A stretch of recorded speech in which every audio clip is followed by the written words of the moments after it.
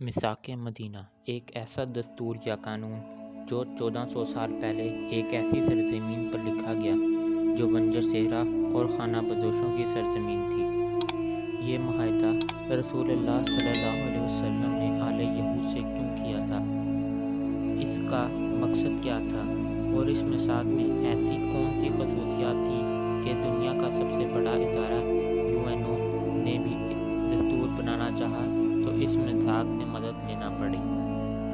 ہجرت مدینہ کے بعد نبی کریم صلی اللہ علیہ وسلم نے اسلامی ریاست کے قیام کی طرف توجہ دی۔ شہر مدینہ میں انصار یعنی اوس و خزرج کے علاوہ یہودیوں کے قبیلے بھی آباد تھے۔ مدینہ میں حضور صلی اللہ علیہ وسلم کی آمد سے قبل تمام تر معاملات، حکومت، تجارت اور معیشت پر یہودیوں کا ہی کنٹرول تھا۔ کہتے ہیں کہ مدینہ میں رہنے والے آل یہود اس بات سے واقف تھے کہ کوہ فران سے ایک پیغمبر آنے والا ہے جو دنیا کا مسیحا اور رہنما ہوگا، اور وہ اس پیغمبر کا انتظار کافی عرصے سے کر رہے تھے۔ لہذا جب حضور صلی اللہ علیہ وسلم مدینہ منورہ تشریف لائے تو لوگوں نے حضور صلی اللہ علیہ وسلم کی زیارت کے لیے بھیڑ لگا لی۔ لوگوں میں ایک یہودی شخص بھی تھا۔ جب اس نے رسول اللہ صلی اللہ علیہ وسلم کے چہرہ انور پر دیکھا تو یہ کہنے پر مجبور ہو گیا کہ یہ شخص جھوٹا نہیں ہو سکتا۔ ان کا نام عبداللہ ابن سلام تھا۔ چند دنوں بعد حضرت عبداللہ ابن سلام رسول اللہ صلی اللہ علیہ وسلم کی خدمت میں حاضر ہوئے اور آپ صلی اللہ علیہ وسلم سے 3 سوالات کیے۔ حضور صلی اللہ علیہ وسلم نے جب ان 3 سوالات کا جواب بذریعہ وحی صحیح دیا تو عبداللہ ابن سلام بول اٹھے کہ میں گواہی دیتا ہوں کہ آپ صلی اللہ علیہ وسلم اللہ کے آخری نبی ہیں۔ پھر حضور صلی اللہ علیہ وسلم سے کہنے لگے، یا رسول اللہ صلی اللہ علیہ وسلم، یہود انتہائی جھوٹی قوم ہے۔ اگر انہیں میرے اسلام لانے کا علم ہو گیا تو وہ مجھ پر طرح طرح کی تہمت لگانا شروع کر دیں گے۔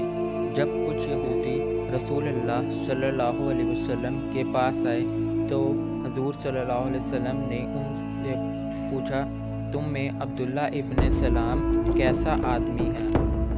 اس وقت عبداللہ ابن سلام خیمے کے اندر بیٹھے تھے۔ انہوں نے کہا کہ وہ ہم میں سب سے بڑے عالم کے بیٹے اور سب سے بہترین شخص ہیں۔ نبی کریم صلی اللہ علیہ وسلم نے فرمایا، اگر عبداللہ ابن سلام مسلمان ہو جائیں تو تمہارا کیا خیال ہے؟ یہودیوں نے کہا کہ اللہ انہیں اس سے محفوظ رکھے۔ اتنے میں ابن سلام باہر تشریف لائے اور کہا کہ میں گواہی دیتا ہوں کہ اللہ کے سوا کوئی معبود نہیں اور محمد صلی اللہ علیہ وسلم اللہ کے آخری نبی اور رسول ہیں۔ اب وہ یہودی یہ کہنے لگے کہ یہ ہم میں سب سے بدترین اور جاہل شخص ہے اور ان کی برائی کرنے لگے۔ دراصل یہودی اس بات کو قبول کرنے کو راضی ہی نہ تھے کہ آخری نبی اور مسیحا عربیوں میں آ گیا، جبکہ نبی صرف نسلاً اسرائیلی ہونا چاہیے۔ ان کی اس نفرت اور تعصب میں مزید اضافہ ہوتا گیا۔ یہودی مسلمانوں کو اپنا سب سے بڑا دشمن سمجھنے لگے۔ دوسری طرف قریش مکہ بھی مسلمانوں کے سب سے بڑے دشمن بنے بیٹھے تھے اور اس موقع کی تلاش میں تھے کہ کب ان پر حملہ کر کے ان کو ختم کر دیں۔ لہذا حضور صلی اللہ علیہ وسلم نے فیصلہ کیا کہ مدینہ کے مقامی لوگوں اور یہودیوں کے ساتھ ایک معاہدہ طے کیا جائے جس میں اسلامی ریاست کو تحفظ حاصل ہو۔ تاریخ میں اس معاہدے کو میثاق مدینہ بھی کہا جاتا ہے۔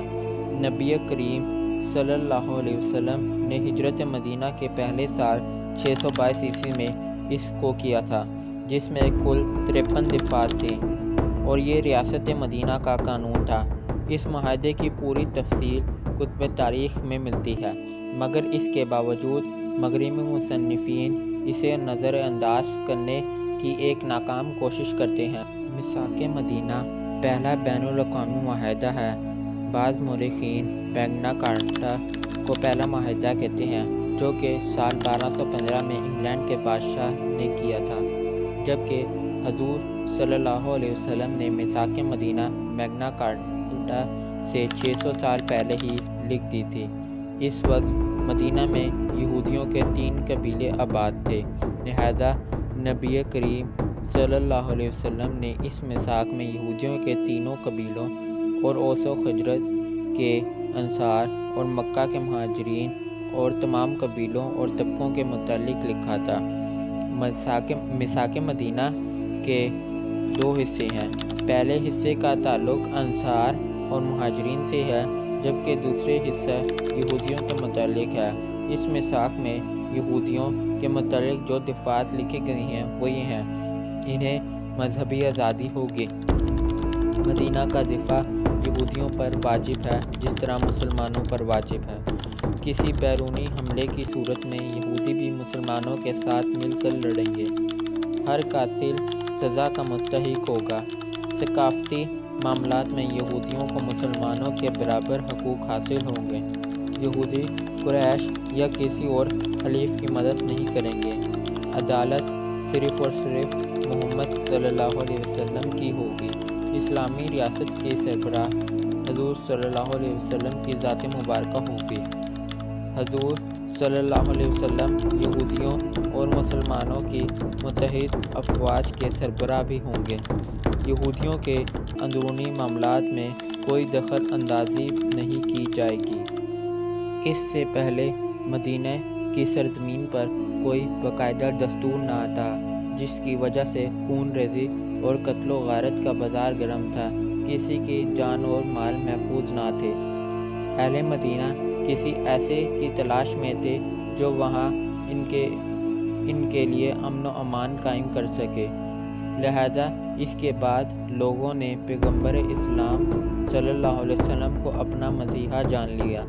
میثاق مدینہ تاریخ انسانی کی سب سے پہلی باقاعدہ تحریری دستور ہے، جس میں حقوق انسانی کی تمام تصورات موجود ہیں۔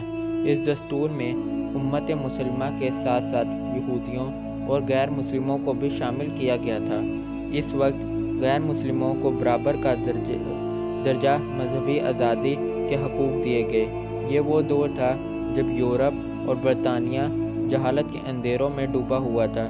آج دنیا کے دستوروں میں امریکہ کے دستور کو 7,000 الفاظ کا مثالی قانون قرار دیا جاتا ہے، مگر 1400 سال قبل نبی کریم صلی اللہ علیہ وسلم کا دیا ہوا 630 الفاظ پر مشتمل میثاق مدینہ اس سے کہیں زیادہ جامع، مؤثر اور مکمل قانون ہے، جس میں اقلیتوں سمیت تمام طبقوں کے حقوق دیے گئے ہیں۔ برطانوی پارلیمنٹ کے قانون کو بھی اس میثاق کو دیکھ کر بنایا گیا۔ یہاں تک کہ UN کے چارٹر کا جو منشور سال 1948 میں طے کیا گیا تھا، اس میں بھی میثاق مدینہ کی بہت سی باتیں عمل میں لائی گئی تھیں۔ دنیا کے جدید ترین قانون آج بھی محمد صلی اللہ علیہ وسلم کے لکھے گئے اس معاہدے کا مقابلہ نہیں کر سکتے۔